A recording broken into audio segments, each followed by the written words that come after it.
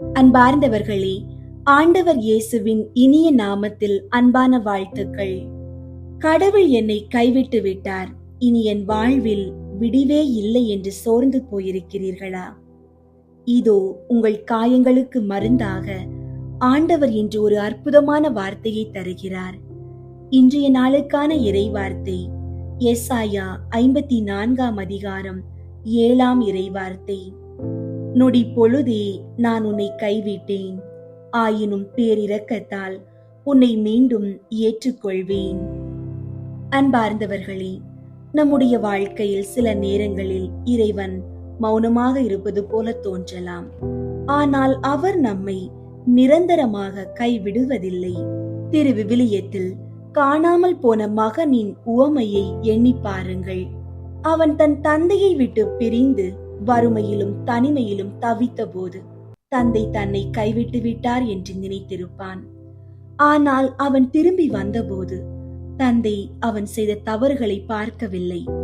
மாறாக ஓடி சென்று அவனை கட்டி தழுவி தன் பேரிரக்கத்தால் அவனை மீண்டும் மகனாக ஏற்றுக்கொண்டார். ஒருவேளை நீங்கள் இன்று உடைந்த உள்ளத்தோடு இருக்கலாம்.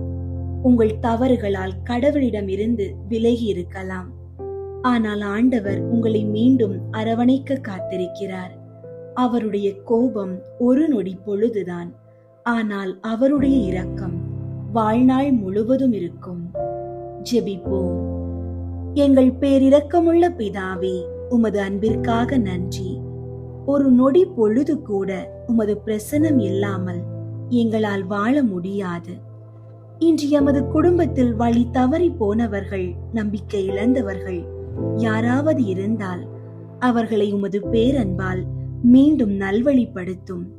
எமது பலவீனங்களை பாராமல் எங்களை மீண்டும் ஏற்றுக்கொண்டு ஆசீர்வதியும். இயேசுவின் நாமத்தில் ஜெபிக்கின்றோம், ஆமீன்.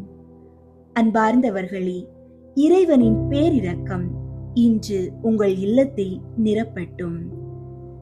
ஆமீன்.